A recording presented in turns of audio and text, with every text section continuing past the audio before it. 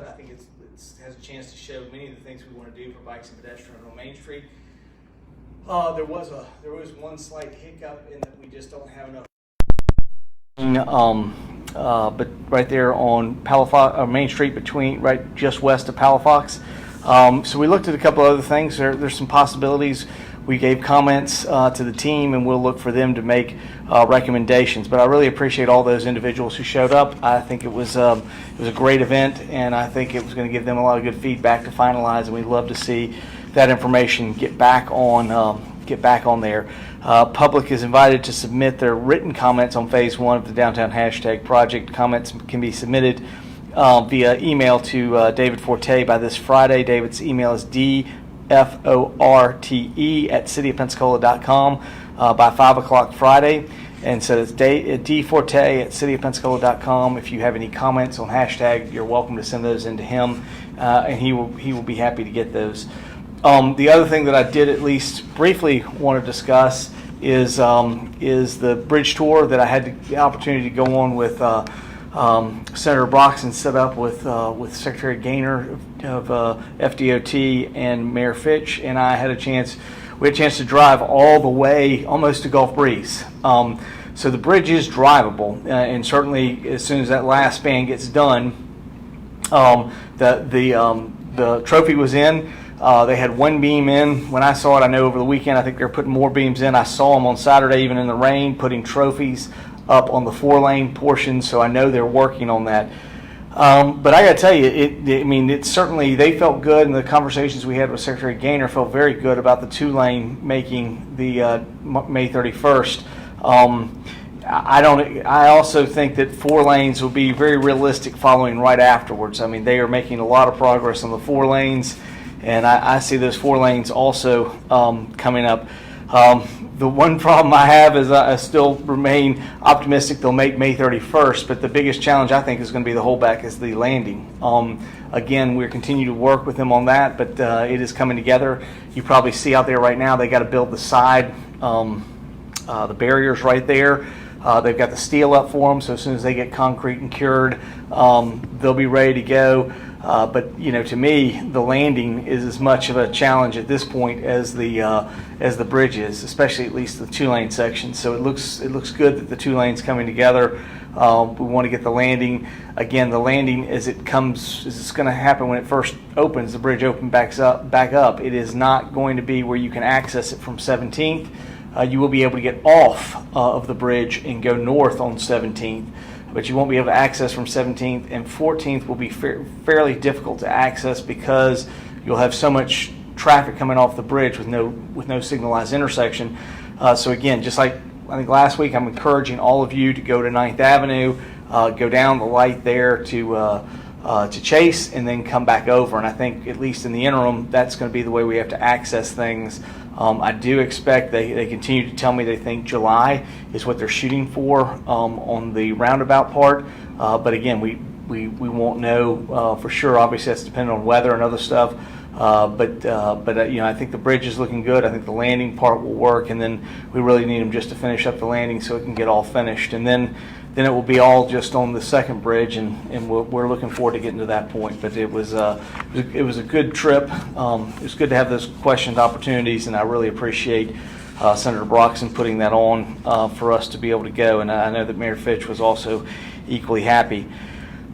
Changes to downtown parking enforcement, and a new rate plan that will be in effect Saturday, May 1st. Starting May 1st, the City of Pensacola parking downtown core, including Jefferson Street, will be standardized 50 cents per hour with the first 30 minutes free. All parking fees will be paid to Park Pensacola app or the Park Pensacola pay stations.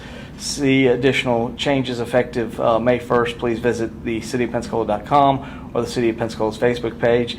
As a reminder, the City of Pensacola's public parking is identified by teal blue Park Pensacola signs. The city's parking fees and policies do not apply to privately owned facilities. For more information, city parking, including a map to show the free areas of parking, please visit cityofpensacola.com/parking. Again, we certainly are looking forward to some of the changes we made there. And I know one of the other changes that is going on is we're going to be putting out to bid for managing the app. I know I continue to see, haven't been getting as many lately, so I hope it's working better, but I know I've gotten several comments from many of you about the app, and it is disappointing, and we've put it back out to bid. We'll be evaluating somebody that we'll hope to make a selection at the end of the summer for somebody, and I really hope we finally get something that works on that. I think that's the first part of this, but very much moving into what we want to do, how we manage parking better. We give you the opportunity to come down here, have 30 minutes for free. We want people to park and move and be able to switch spaces, and we think that's going to be productive for our retail and our office use downtown. And again, we're looking at other long-term strategies and things that we could do. We would love to get back the opportunity. We've been talking to the county. I know Lisa's been talking to them at length about finding a way to get that parking garage back available for nights and weekends and have a low flat fee there, and try to encourage as many people as we can to park there and then be able to walk.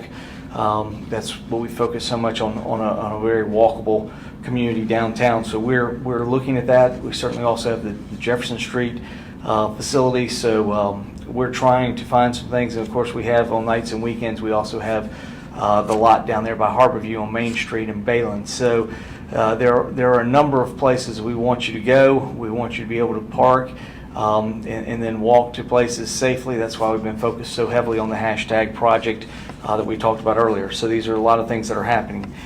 City launches new interactive online permit map. Pensacola has launched a new interactive online permit map, which provides user-friendly experience for the public to access city permitting event information online. The map is available at cityofpensacola.com. Users can search by address or permit number and browse the map and click on permit locations to find more information. The new online interactive map provides easier access for permit information, since users can browse permits without knowing the permit number or specific location. So again, this is very much in line of as we moved all online, we felt we could give citizens more information, take some pressure off the staff that's up there so they can focus on actually getting permits done and turning those around.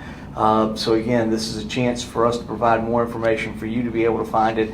It's all online. That's one of the things about going to this new digital system. We thought it would be there and could show you what's out there. So again, we're excited that is launching. The next cleanup is going to be this Saturday. It's a portion of North Hill neighborhood and surrounding area. Please check the cleanup map to see if you are available for the cleanup, and before placing any items on the curb. For more information about the Mayor's Neighborhood Cleanup, visit cityofpensacola.com. Update on ECUA Main Street is expected for completion the end of this week. I know I talked with Bruce Woody last week after our meeting, and I think they were kind of ready to. All they had left was to put the pavement back on. One of the challenges with the pavement is obviously the weather last week. So seeing that we're going to have 4 days of sunshine, should be able to make a lot of progress. ECUA is continuing to work to replace the water main on Main Street and causing the westbound delay.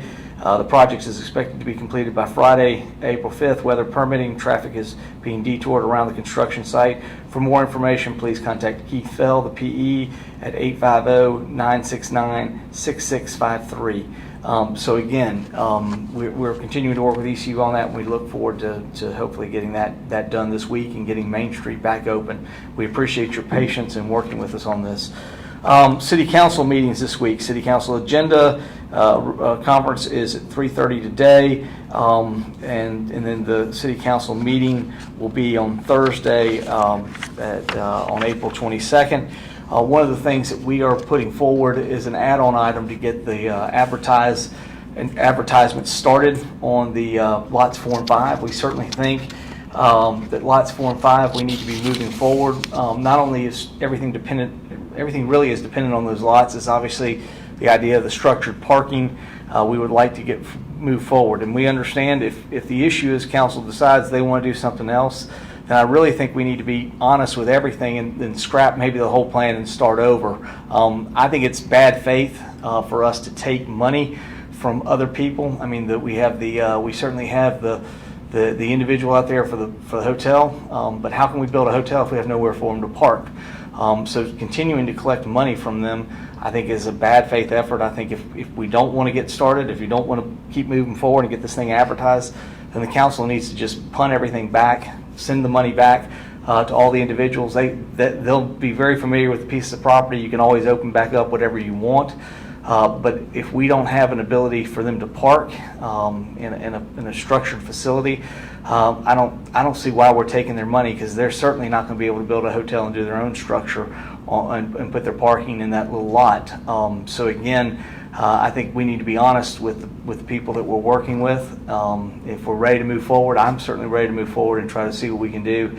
But if we're not going to move forward with structured parking, I think we need to be honest with the rest of them and figure out where we start and go forward from there. And again, I think it's one of those things we should return all their money that we hold, because we didn't act and end up acting in good faith and trying to get something out to them if that's what we want to do. But again, there's nothing wrong. Things change, decisions change, councils change. So if the council wants to come up with a new idea, we certainly can do that. But I think we owe it to the individuals who were connected to us with the last one, to release them and move forward. If we're not going to move forward tonight, or if we're not going to move forward tonight, we're not going to move forward Thursday night.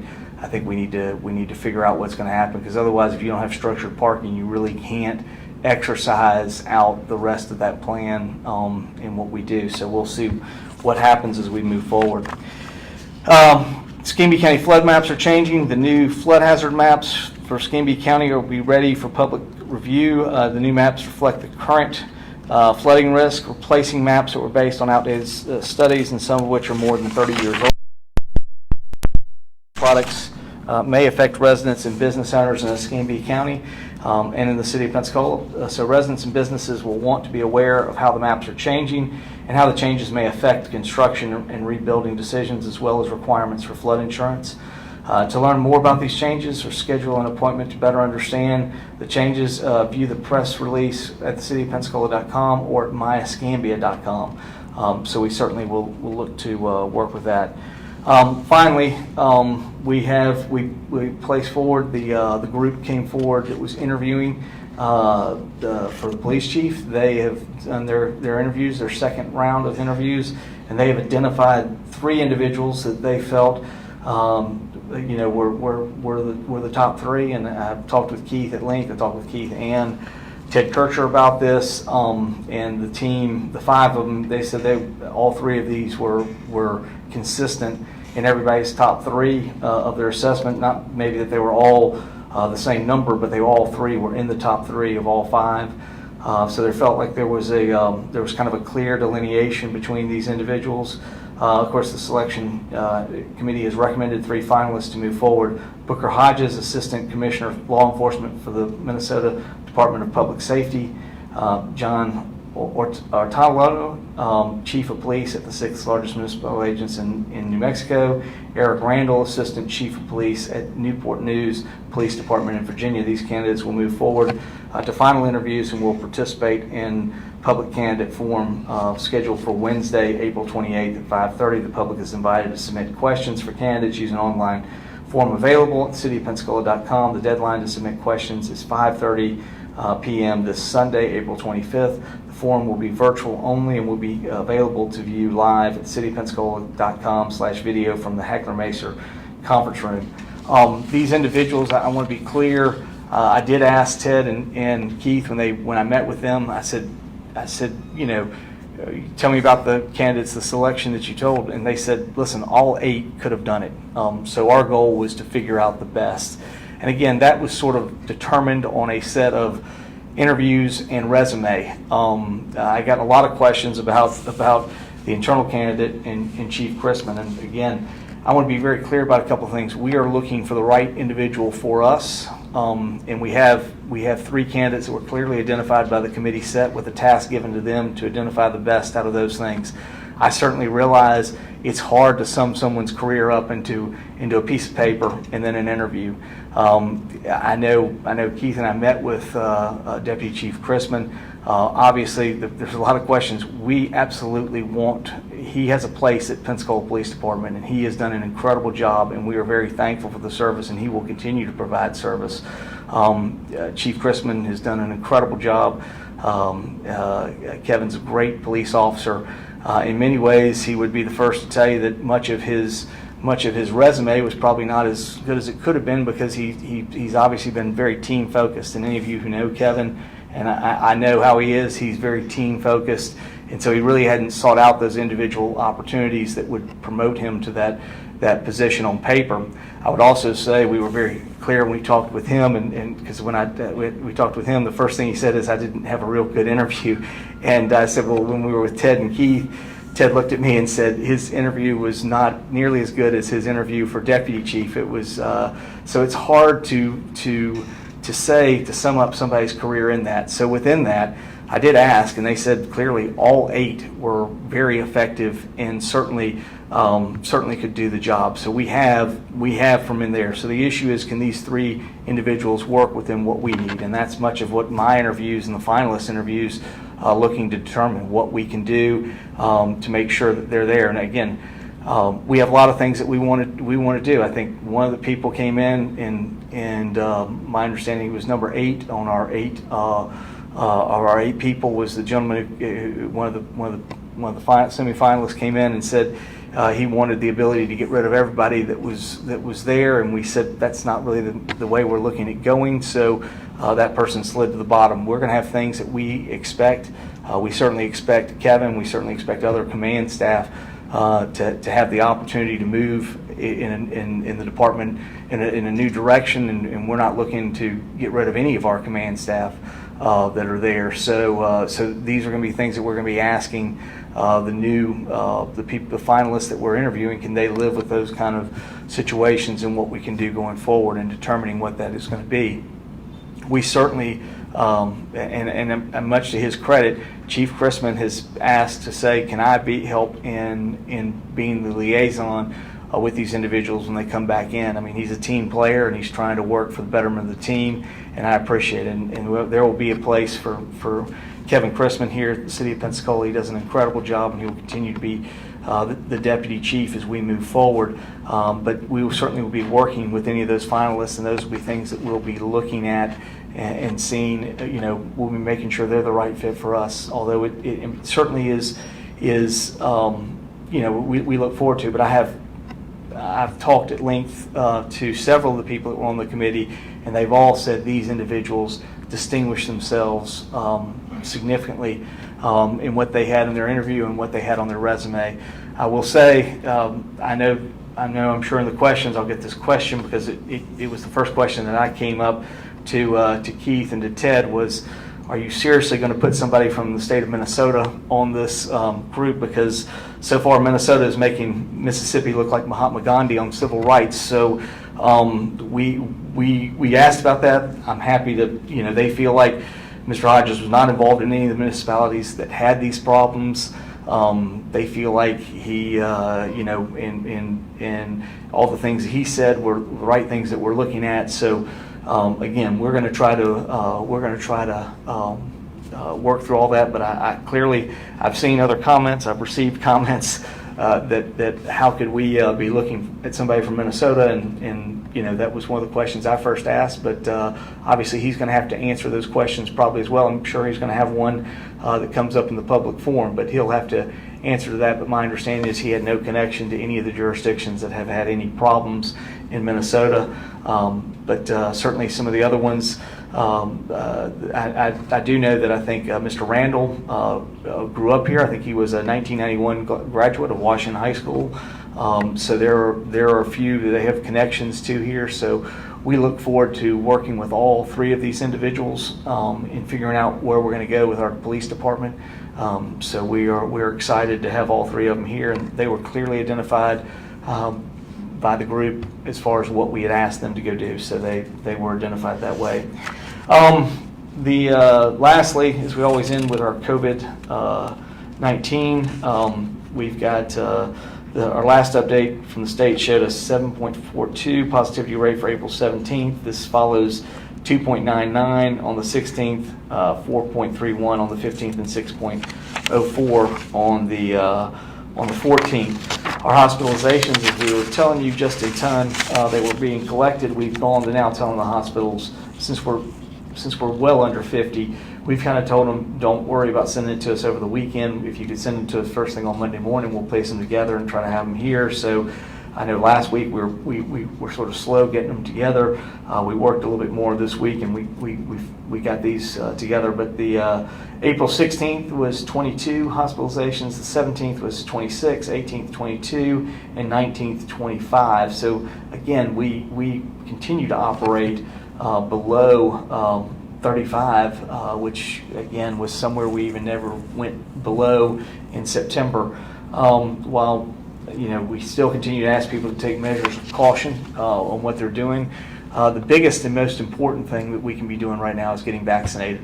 Everyone 18 and older is eligible for vaccines. And again, we have some of the things we want to read. Casey would like me to read here about vaccine opportunities through Community Health, Northwest Florida. Appointments are required, but eligible persons who wish to participate in one of these should call the Community Health COVID vaccine call center at 850-439-3358 to schedule an appointment. They will have Tuesday at Brownsville. They will have the first dose from 3 p.m. to 7 p.m. So again, they are looking to do, sometimes they do it during the day. Sometimes this one is a 3 to 7 on Tuesday, is going in the evening as well. So if you work and you need to get a shot after work, this would be a great opportunity for you to do that.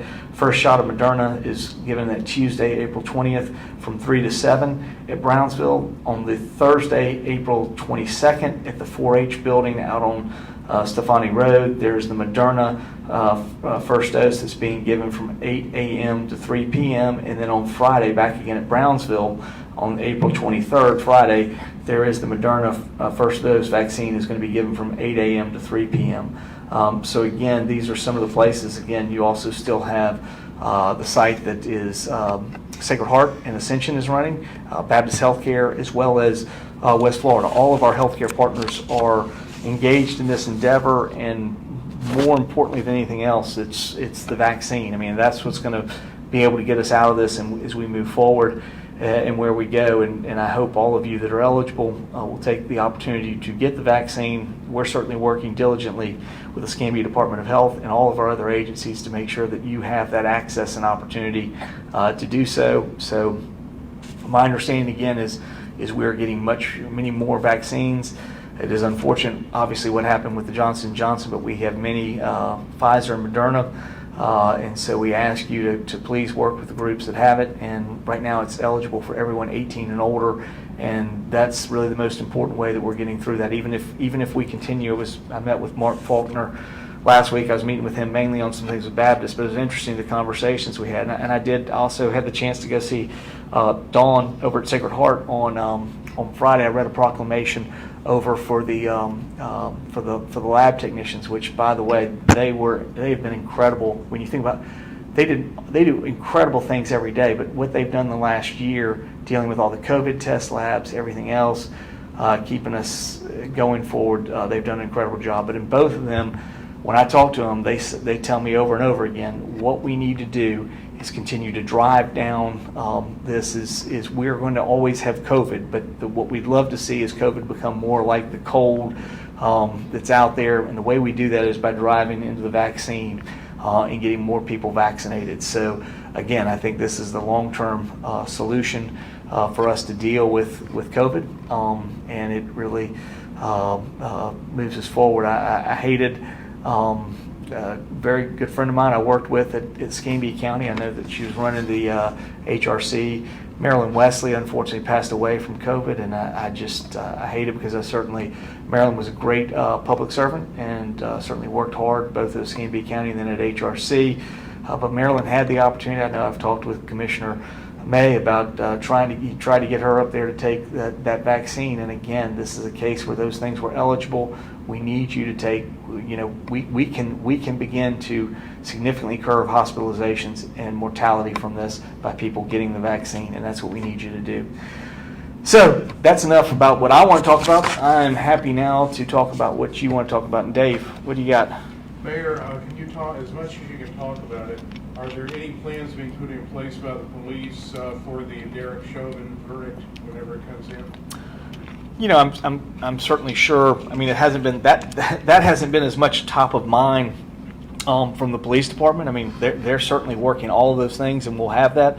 I can tell you what was very acute to the police department was this past week when we had the shooting with 6 individuals that were hit in the Oakwood Terrace area, and that our police department has been engaged full force since that time in working. So I can tell you that was something that was very serious to us, and we're very concerned. When we usually have had these shootings, we tend to have another one because they just don't seem to stop. One side wants to keep shooting the other one. We'd had a very quiet period. We continue to work diligently. We're working with the Escambia County Sheriff, Chip Simmons. Again, he initiated some things for us to get on top of some of these issues that are happening, both in narcotics and gun violence. And I think we're making some inroads, but we do have things that come up from time to time. So, I mean, I can tell you, I'm sure the police department has a plan, and they will exercise that plan. But they were very concerned about this past week when we had the shootings at Oakwood Terrace. I mean, those were much more pressing on us, and we know those are concerns. So, seeing that is still fairly recent and fresh, I can assure you that Pensacola Police Department is looking to do whatever we can to make sure that we don't have any issues with gun violence and safety. That's what we're focusing on. Okay, quick follow-up. Have you been talking with some of the civil rights and other groups around here about that? We continue to talk about a variety of issues we've been working with. I know a group that we've been working with is meeting right now with some of the things that are going on. The group that was set up by Marcel Davis, and we've been working with the sheriff's office on this. They're meeting, I think, right now as I'm here. They are meeting with the owners of Oakwood Terrace and Warrington Village. And so they are meeting with them right now and looking at solutions to make those places better places for the people that live there and what they can do. And those are some of the things that we've been focused on. Now, both of those properties are outside the city limits of Pensacola. I told the individuals in the group I'm happy there for moral support, and I agree that's what we need to do, but they're not in my jurisdiction. But we certainly support that. So there are many civil rights issues that we are working and pushing and finding ways to do better in. It's hard for me to pinpoint exactly one of them. I see Lawrence has walked back in, and I know he's very active, involved with that particular group and some of the other things. So, Dave, we continue to work very hard to work to address civil rights issues. But there are a lot of them out there that we're working on, and we're trying to address all of them. Yes. Council's going to be discussing a moratorium on the homeless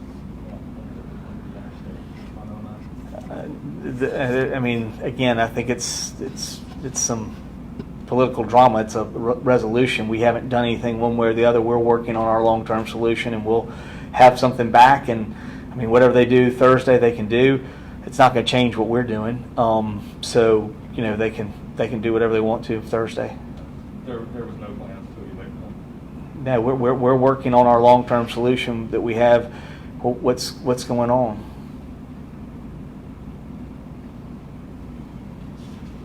I will say, toward that end, Lawrence, I know I saw all the stuff from Rick Dye. I know that there was a significant grant received through John Johnson, about $3 million, looking to get Salvation Army back open and some other homeless shelter facilities open. So, we've been very clear since January. We sort of worked and put this all together, what was going on, and we've been working on a long-term solution. So, again, from our standpoint, they can do what they want to do. It's not going to change how we're doing stuff and what we're moving toward. And I think getting that $3.5 million appropriation last week was significant. These are the things. It's kind of funny. I'm glad you sort of asked the question because I didn't have a chance to think about putting it in the notes. We're doing so much as a city. That we don't even think about those kind of things. They're there. They're what we're working on. They're things that we're making go forward. But we've been very involved from the very beginning. The city sort of set this up, trying to work with Connie and John, putting this group together and getting this initiative going. So it's exciting to see these things going forward. This is not a city-only thing. There are many parts in it, but the city has been involved, and we've worked to try to work in whatever we can do.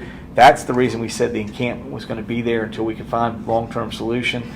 We think much of this, getting that Salvation Army place back open, shelter back open, and getting another places with bright bridges back open, we think that will alleviate a lot of pressure, and we look for some of those, if those shelters come available and back open, we would love to see the individuals that are there under the bridge move to those facilities. On the PBE chief search? Yes. I thought I heard you say that all 5 of the board members selected these 3 candidates unanimously as being their top 3. Are you saying that Chief Chrisman was not in anybody's top 3 on that selection committee? Correct. That's correct. The criteria for picking the chief, was there any criteria related to race? No. There was the issue was pick the best individual you feel on what you can assess. Now, granted, what they assess is a piece of paper, it's a resume, and they do an interview. And again, your career is a lot more than an interview, but unfortunately, whether you're coming to 1620 or coming somewhere else, you're going to be judged in some ways by an interview, and it may not be the best that you've ever done. And I think Kevin would tell you his interview for deputy chief, he hit it out of the park. His interview for police chief, he would be the first to tell you, and he certainly told Keith and I that he didn't feel like it was his best interview. So, given that, and that people are kind of aware of that, was there any consideration given to the fact that it was just a bad interview as opposed to his history connection and assistant chief search? I think along those lines, that's why I'm evaluating the finalists for what we want and what we can achieve here. I don't fault the committee. They were tasked with coming up with the best 3 individuals.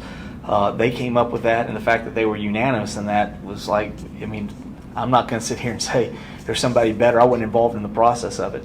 But we will evaluate the finalists based on what we can do. If there are individuals that cannot live, for us, we think there's Deputy Chief Chrisman has a place as Deputy Chief. We've got some things in there. We want to know, can they work within those parameters of what we do as a city? Some of it is about what they can bring to us, but not everything we have is broken, and some things we have certainly work in what we want to do going forward. But there is, I would say one of the things that is very clear throughout the search is there is a belief that we do need to find leadership that is going to be committed to making sure that the ranks of the police look similar to the community they serve. And so I think that's the only thing I would say that was ever, related to an initiative or questions that were asked about that related to race. Certainly we would love to find a way to see the police department work to be more representative of the community we serve. You seem to be hinting at the possibility that he could be reconsidered if you're not satisfied with the interviews with these 3. I think if the 3 can't work in the system we want to work in, then there is always that possibility. I want to be very clear. The committee said any of the 8 who were the semifinalists could do the job. The question we're looking at is who can do the best job for the city of Pensacola. So we're going to continue to evaluate that. And was there any weight in the evaluation given to being from here or being from anywhere else? That was not one of the things I necessarily tasked the committee with, but I don't know if, Keith, you want to speak to that. I don't know what your criteria I think we charged you with was to find the best individuals. So I don't know how that worked for the committee. That wasn't a specific question. Keith, can you, Okay, sorry, just so people online can hear you. That makes sense. Hey, good morning. That wasn't a specific question. We had 8 questions we asked each candidate. Where they were from was not a specific question of any of them. I don't think we knew that the one candidate actually was from Pensacola. They all 3 had various connections to Florida and to Pensacola. One was Navy, one graduated from Booker T. One's wife, apparently his family is close by. So they all had connections, but that was not a specific question that we'd asked. To what degree was the Pensacola Police Department, either the union or the command staff, involved in the process of refining the candidate list? As you're as you're probably very familiar with, they had multiple community forums, both public forums and focused forums, where our consultant developed the criteria for the job description of what we were looking for, what type of candidate were we looking for. And so we went from there, from the applications. So there was, I'm sorry, your original question was? Well, so it seems like Chief Chrisman has a lot of local support. Did that factor into your decision of refining to the 3 at all? Yeah, and like you had asked before about, did we consider the interview? And I was thinking about that back there. You do that with all candidates. You compare what they're saying to their resume. Some candidates you may know, and so we know, okay, gee, this could have been brought up and wasn't, this specific wasn't brought up, whether it comes from knowing the candidate or from their resume. So you always consider that type of thing, yeah. Well, I guess what I'm specifically wondering is, to what degree did the department themselves, officers who serve with the chief, to what degree was their input considered in the process? It was not formally considered. The committee didn't have that discussion. Yeah, I don't think the committee was ever asked. I don't think we've ever asked. We've looked at the team we've put together, and I mean, it's been the same format all the way through.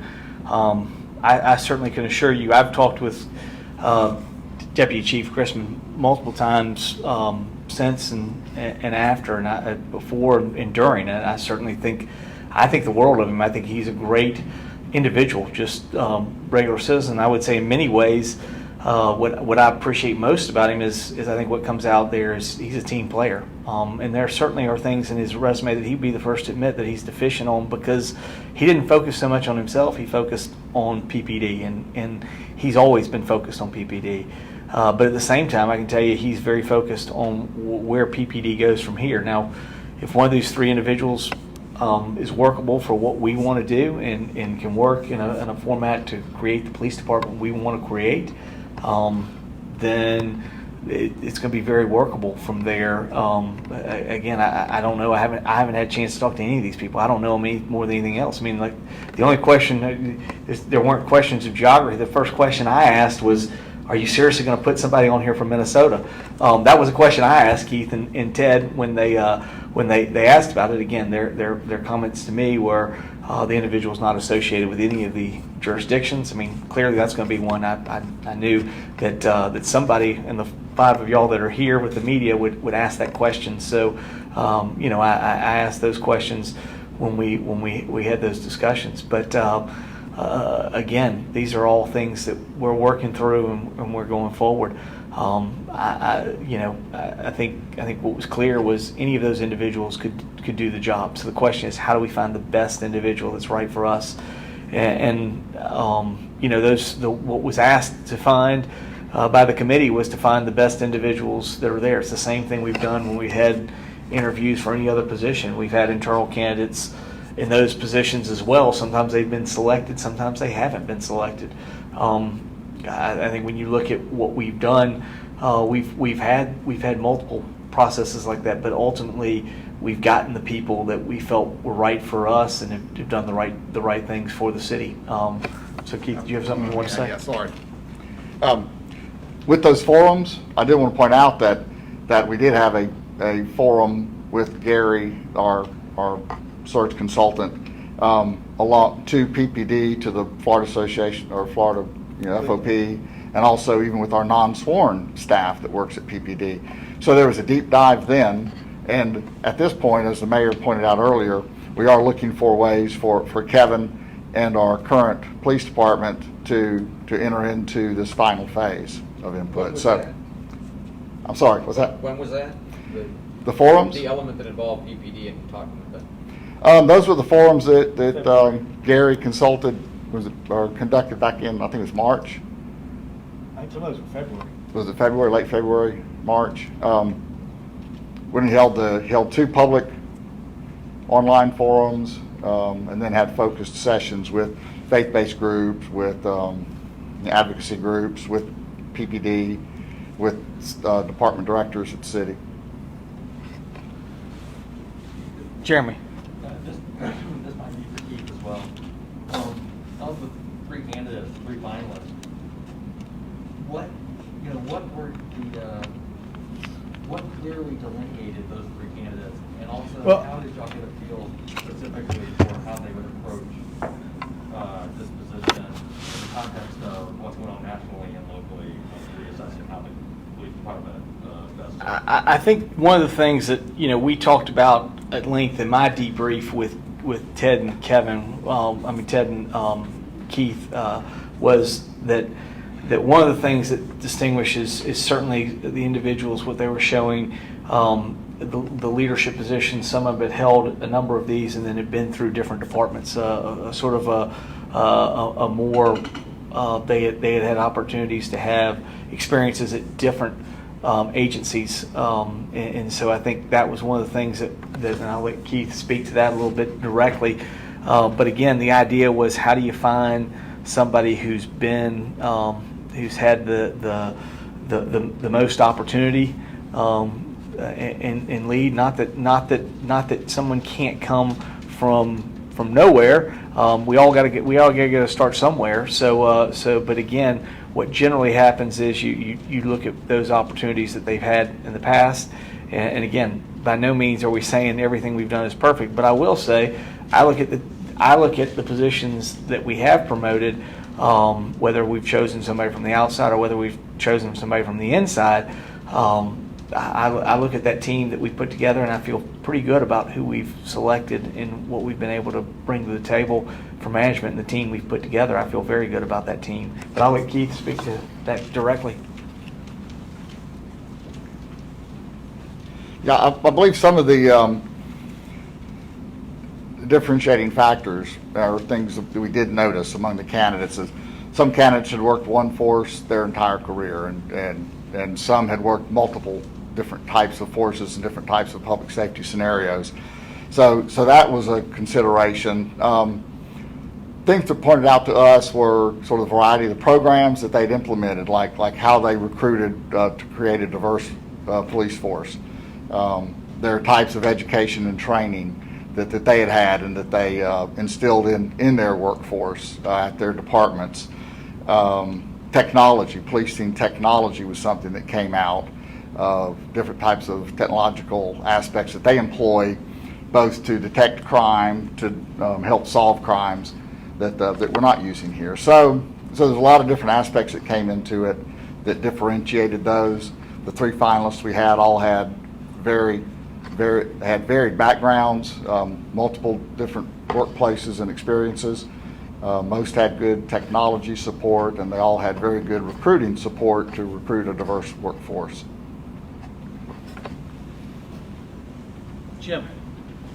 So at this point going forward with the chief search, there's going to be public forums and public input, I'm sorry, for the comments people can select. But I guess the decision ultimately lies with you. So how are you going to evaluate the public comments that come in, and what's I'll be evaluating those and see what the public ends up saying and see how they respond to it. More than anything else, is how they respond and where they go and what they say and how they respond to it. I'll be looking for that, and then I'll do interviews with all of them. So we'll deal with that as we go forward when they come in town next week. Those will be the assessments we'll look at. Again, what I'm focused on is will they have the ability to mesh and mold well with what we have and figure out the best solution for us. So again, the decision of the committee was very much about making the decision who the best individuals were in an assessment that was done by the five of them. My assessment is very much based on who's going to be the right fit for us as the City of Pensacola. So as we evaluate that process, we'll work and it'll be a lot of discussion opportunity for them and myself to discuss. But I'm looking forward to seeing how they respond to public. I think that's there. One of the good things is I've seen Kevin respond certainly at issues he's had to deal with the CPAC. So from that standpoint, I've seen him work under pressure and answer questions and deal with that. And I think it's going to be good to see how these three individuals do and what they can do. So, but based on what my conversations with Ted and Keith, they sound like they all can perform. So I'm looking forward to seeing that and move that forward. So those will be things that I think will come out of that process. And a follow-up to that is, I guess, the city council has to sign off on department head. Have you had discussions with council members as far as what they're? I haven't had any discussion with council members specifically. I mean, they're welcome. They know it's there. If they want to make any comments today at agenda review or something else, they're welcome to make comments. And as they go forward, they're welcome to make comments on the other part. I mean, at the end of the day, we got to figure out what's there. I can't necessarily fault the 5 individuals on the committee. They were tasked with a specific part. They looked at the things they dealt with, which was evaluating the individual as much as they could. But the one good thing that they all said was the original process we went through to identify the 8 semifinalists identified all individuals that could step in and run the department. And I'm confident on that. That was a question I asked multiple times and was told yes, they could all do it. So the question I have to do now is what is the right fit for us, and evaluate that as we go forward. Council certainly welcome to make comments. Citizens are welcome to participate in the forum as well, and we'll look to see what comes out of that. Thank you. Yes, go ahead. Mayor, Councilwoman Myers has added an item to the agenda for tonight's review to amend and rescind the vote on Veterans Park bathrooms. Has the city been served in any potential lawsuit regarding those bathrooms? We have not been served in a lawsuit in looking at the attorney, and she's saying no. So we have not at this particular time. Obviously, this issue has not died and will continue to go forward, and she's welcome to do that. It'll be determined by what the council does and the action they take. Ultimately, what happens from there, I don't know. I mean, but it does seem to be that this is one of this is going to be the never-ending topic. So we'll see what happens as we move forward. But I heard that was on the agenda tonight. So we'll look to deal with that. Council will have to deal with it, and they'll move forward. I just want to clarify something you said earlier about the Community Maritime Park parcels 4 and 5. Mhm.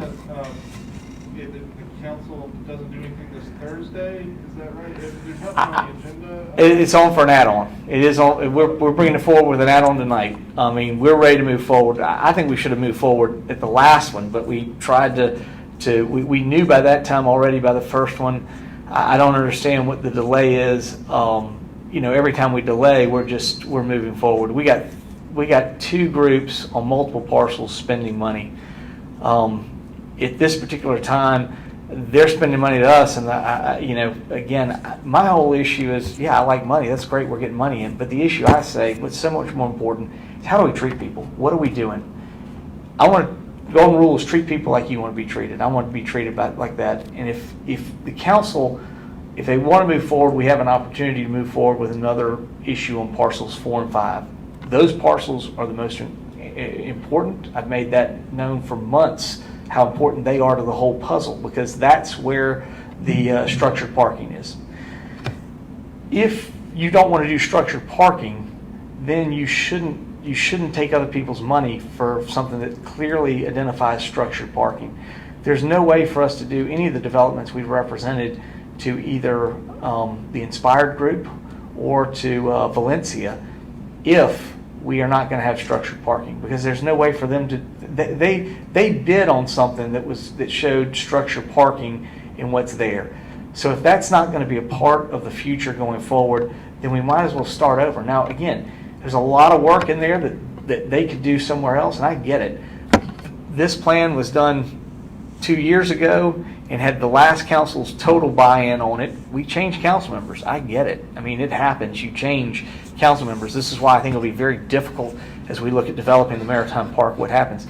You are going to have a new council member for sure in the next council, and you'll have a new mayor.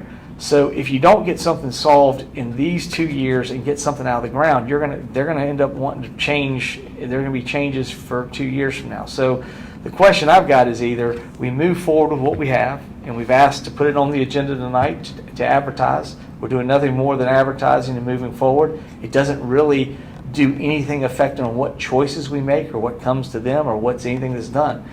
But if you're not going to advertise, then you might as well start to be honest with the other participants that are there. And you need to be honest, they bid on something. You signed an agreement with them that you would negotiate in good faith, and you're not even going to put in the single most important component that deals with them going forward. So I don't see how we can deal with a hotel that needs a significant amount of parking if we don't move into a structured parking facility, or how we would even manage that process as we move forward. I mean, I love Valencia. I'd love to figure out a way to do something with them, but I think we got to be honest with them. And if we're going to be honest with them and we're not going to do that, then I think we need to say, you know what, we probably need to break this. And I tell you what, no harm, no foul. Let's return your money to you. Let's return everybody's money back to them. We'll go forward. The last council already said what would be done with the monies collected before that. We will work within what those monies were allowed to be done, and then we will go forward. And council can start discussion about what they want to look like, what they want to do going forward. But the most important part is realize that whatever they do in this next year or so, if we don't have somebody come forward and move and actually begin to move forward in earnest and get some kind of agreement signed, that after the next election they'll want to do something different. It'll be new council, be a new mayor, be new everything. Those things that's the challenge with a public entity doing stuff and changing every 2 years. The prior council clearly moved forward and said, let's move forward on this plan. This council has not been as excited about this plan. I mean, that's fine, but we're executing it. But if they don't want to execute the plan, and the linchpin is the structured parking, then we probably need to pull back and figure out what it is we want to do on the space, and that would probably be the most important thing that we need to do. And again, I don't want to take anybody's money if I'm not acting in good faith on what they're doing. So, I mean, if we're not going to be serious about putting a parking deck in for these people, we don't need to take their money every month. I mean, that's to me, that's not what you do as an organization. I wouldn't want to be treated like that by somebody else. So I'm not going to treat somebody that way. Yes. Governor DeSantis signed HB 1 today, the anti-riot legislation. Your thoughts on what that might mean for us? I mean, we'll figure all that out as we go forward. And again, soon we'll get all our decisions from Tallahassee. We won't run anything here anymore. So we'll figure out where we go from there, and we'll look for them to tell us what we did. There, I do have a couple questions from Channel 3. Okay. Alex Andrade posted last week that FDOT is working with Pensacola and Gulf Breeze on a ferry system. Any comment? We have this. I'm not aware of anything that FDOT. We'd love for the FDOT to be engaged. We have been working with Escambia County and Gulf Breeze on the ferries coming in. I think I can't remember whether it was Turtle Run or Pelican Perch, but the first one came up and there were problems. It had to go back in and get some things done. It got a little bump on it and had to do the other boats coming through. And I think was supposed to be here this week, based on my discussions I had with Clark and Amy. And my understanding was as soon as it gets here, we need about a week to put it up and it's ready to get going. I know I've talked with Robert Bender. They have their stuff up and ready to go, so we're all ready to go. Part of things I know I'd asked you to do, task the question about could they start putting out a schedule. So I know you were reaching out to trying to get together with the group that was running the ferry service. So we're trying to get all those things. We would love to see the ferry open as soon as possible. But until we get the boat here, I can't start the ferry service. But we've done everything that the land side needs to do. We've done. So all we need is a boat, and I can't control that. Last time I thought I was going to get a boat, we ended up having a problem with it. So I'm going to be careful on what I say because I don't control the boat process. And then the other question is COVID related. in your conversations with the hospitals, has there been any information about infections in children, particularly any increases in variant cases? It's happening in some places across the country. The thing that we have not seen is hospitalization of children. And I'm not saying the variant and a variety of other things that have happened. It certainly is concerning. We need to evaluate what everything is going on with COVID. But the biggest thing with COVID is COVID something that you get sick from, you go home, you get better, you get well, and you go forward, or is COVID something that sends you to the hospital, potentially kills you? Obviously, the latter is what we've seen, and it's much more, that's our focus. But I haven't heard any of the hospitals say that what they've seen is children coming in with issues that required really any significant attention from a medical standpoint or mortality. So I'm not saying that couldn't happen, but the fact that it isn't happening, I don't know that it's as significant. I mean, the bigger part is what's happening. Now, everyone has said, again, COVID is not going away. Our best potential is that COVID becomes a cold. And so maybe what we're seeing is it change and move in that direction. I don't know. I'm definitely not a doctor, and I'm not a disease scientist, so I'm not saying that I know the answer. But what they have told me in conversations I've had is that this is expected as we go forward. So maybe we're getting to that point. That's the way out of this. The one thing that they all have said is the vaccine is the best way for us to get to this potential. And they also agreed that, I know the conversation I had with Mark Faulkner was funny because back in January, I don't know that we really thought was it better to give people that were going to be out making contact the vaccine, or was it better to go with older individuals who were more impacted? Obviously, the state and the governor went in the direction with older people. Mark said now that we've had some time and to go forward, he told me that he thought that was the better thing, and he thinks going forward it will position us in a very good position to make sure that, again, the conditions of hospitalization and mortality are coming down. That's what we're focused on. If somebody gets sick, we don't have press conferences that we deal with and track how many people got the cold and what happened. It's just that's not what we necessarily do. It's important. We want a healthy community. Part of that is not just all the other things that are going on. Exercise, eat right, sleep, good sleep. So all of these are important that we need to be doing. Anything else? On the change in parking, can you address concerns about privacy related to parking apps and license plate readers? I don't know necessarily one way or the other. I mean, we are making sure that I see Dick in the back. We're not selling any information we have or collect on anybody's information, are we? Not that I know of. Yeah. So no. I mean, we're not collecting data and selling. The company of the app. Oh, the company of the app. I mean, well, that's why we'll evaluate that, and our newest we're putting it out for an RFP, so we will absolutely put it in there. We're calling it the Jeremy clause. So we're going to ask about making sure that no information will be sold, Dick, and we're going to put that clause into the contract. So otherwise, I mean, the technology's there. I mean, we got to figure out how to use it. I am very concerned about information if a company is sold, but I think we make that very clear in our contracting that that's not a part of it, and I think we take care of it. And it's a double-edged sword. You need to use technology, but you got to make sure you do it in the appropriate way. I mean, that's what we'll try to do with our contract. On parking, the press release indicated, obviously for the metered spaces or the pay spaces as opposed to the free spaces, that the people parking in the free areas, particularly on Palafox, they'd be encouraged to rotate over. Can you talk about what that actually means? Is that citations? Is that talking to people? Yeah. Well, I think like anything we've done, we'll come out more with a warning. Everything we've done has generally gone like that.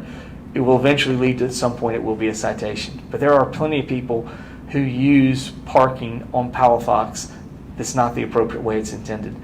We like having the free opportunity there. It's good, but it's intended for those individuals who are coming in and using it short term and then moving out. We want that to be what happens. There are people who have businesses there, and they expect if you want a longer term place, then we need to find it. We can work with it. The other thing that's good, if there are more, if there Does that enforcement? Lisa Deese and her team, but the Pensacola team that's doing that. And the best possible way for you to do is if you have a long-term need, help get with us, because that helps us identify opportunities. One of the best things we got, if we can start finding out people who need long-term needs, it helps us to find ways that we move forward. One of the things that I thought was so critical about getting lots 4 and 5 and getting a lot done, if we had a lot pulled together right now in 4 and 5, and again, it was free and clear. It was ours, and it was free and clear, and we did in no way encumbered. You could mortgage that property, that asset, and go build another lot somewhere else that we have needs for, but we won't know we have needs until we see people that are starting to say, "Hey, I got to find a long-term parking space." But as long as they're sitting there parking in free parking space that was intended for somebody to use on a temporal basis, then that's cheating all of us from finding the solution that we ultimately want. We would love to find ways to create more parking. We have a lot at Gregory and Palafox that is just a street lot. If there becomes enough demand in that area, we could do something with structured parking there. There are other places within the city we could look at dealing with additional structured parking. If you got to a point where you had enough structured parking in the corners of the city, people could come into the city in the corners, and then you'd have an ability to be very flow-freeing with bikes, pedestrian, everything else that you do. You would be able to work in a much better way, and it would work. I get it. We want to figure out something that is priced right, that works, and everything else. But again, if we have one lot free and clear and can mortgage from there, it gives us more opportunity to figure out what we do as a city to address the same problems. We keep coming back and saying, well, we have this problem, we have that problem, and then we don't want to figure out really any long-term strategy as to how we get there. We don't want to commit the resources to dealing with how do we deal with this. Structured parking is going to be something we need if we want downtown to continue to move forward. And I think what we all see is a very vibrant, vital downtown that provides now not only it has always provided office opportunities, but now it provides retail and food and entertainment. It's been great. We need to figure out how to add more parking for those uses. Now we have the opportunity for it to actually bring in residential and bring people down. And in that, to me, that's cool. It proves that we can grow sustainably, that we can grow our community, and we don't have to have significant impacts on our environment. We talked about, growing where you're already here and growing structurally up is a way that works so much better for us, that is in a sense sustainable. It doesn't create any additional need or challenge for us pushing out other services. They're all right here in the core. So I think long term, these are good things that we all should want. I think if you go to any Civicon, they teach you the principles of city making, what you do. Every now and then you got to just actually exercise the principles. And it's great when you want to say them politically, but at some point you got to step up and exercise, and you got to do those things that create the stuff we say we want to do and what we see achieving. I love people who say, we need more of this, and then they don't solve any problem. They love public transportation, but they don't solve any problem in creating density. We love this, but they don't help create any. But they love to rail when they have the gavel and be able to talk. But the actions they do don't actually produce the things that they say they want to solve. So, or do we just want to talk, or do we actually want to do? And we've been focused very much on trying to do.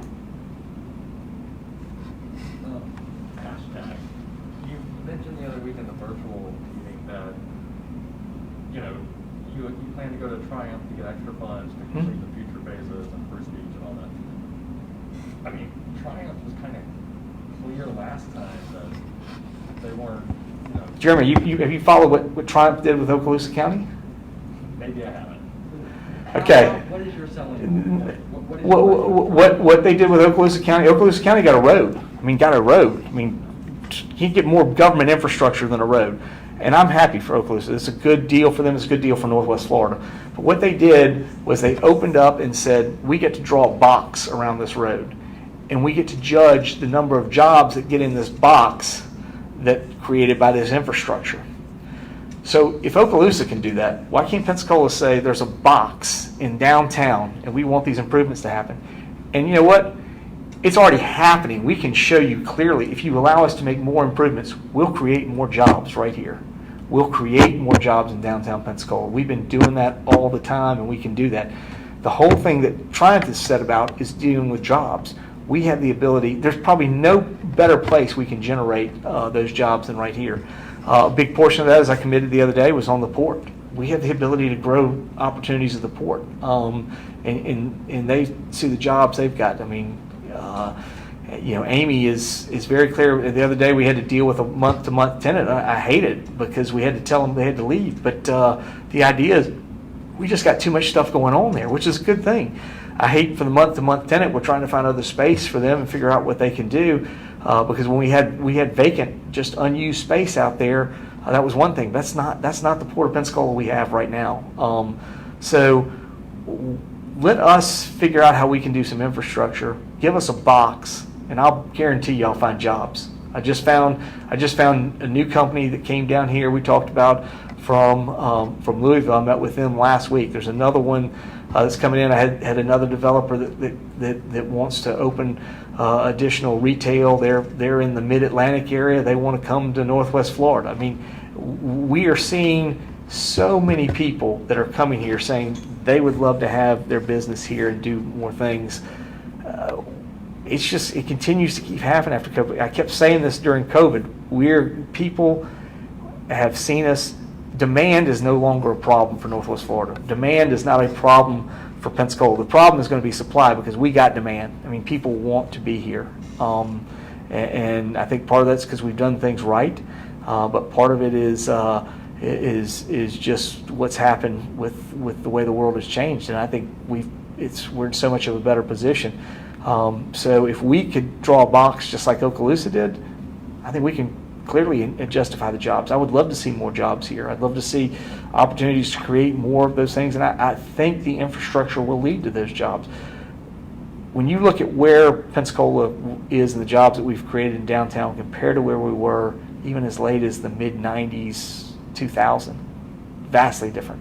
We have so many more jobs down here in some ways. Now, again, in other ways, we may have lost some, like at the Gulf Power, but I mean, overall, when I look at what's happening down here with retail and everything else, I see so many more opportunities, people working, doing things, making downtown more vibrant, and it's been great for everybody, and it's been very successful for our city.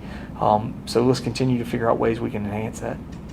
Yeah, but I guess, and I get it, that, that's a tangible thing at the port. I think it's more of a build it, they will come thing insofar as hashtag. But even, Triumph didn't say don't come back unless you have something really great that's going to create jobs. Triumph said we don't want to see you anymore. Pensacola's gotten enough money. Again, we hadn't been back in 2 years, so the money's there. The money's for Northwest Florida. If you can't find a place to put it, if nobody can figure out how to make it work, our job is to figure out good ways to grow Northwest Florida. And I would tell you, downtown Pensacola is as good an amenity asset for Northwest Florida as any that they have. I mean, whether it's tourism, whether it's other jobs, and I mean that for all of Northwest Florida. It really is. It creates. Look at what's happening just down the highway in 98 and Gulf Breeze. You tell me all those things happen if we weren't successful here in downtown Pensacola. Those things will happen and continue to happen. The tourism growth that we've seen, you can go to beaches wherever. Where can you go to beaches and have a downtown amenity? You can't have that other places. These are things that work in Pensacola. There's no baseball team in Destin and in Fort Walton. I mean, those individuals, a lot of them come over here when they're vacation and they come to baseball games. All of this stuff works for the region. Now, again, They may not be able to get over here for the first couple of games with the bridge, but as soon as we get the bridge open, but I mean, we've continued to see that happen. So downtown Pensacola is an asset that Northwest Florida needs to be thankful that they have. Now, again, I'm very thankful for the things I have with the military over in Okaloosa County. I want Okaloosa County to be successful. The rising tide lifts all boats. So I want Panama City, I want Okaloosa, I want Walton, I want everybody to be successful. But the Triumph funding was to figure out how we lift everything up. And there's a lot of money that's gone unused because people can't figure out how to do it. If the same mechanism is allowed in one place, then the city of Pensacola ought to have the same opportunity. And again, if you're gonna, they got what, 1 point, like what was it 1.3 is going to Triumph or something? I was thinking. I mean, out of the restore funding, Escambia County got 25%. Our 60 million over at dealing with ST is not going to be enough to take all of our 25%. So I mean, I think we're doing a little bit more than just one project.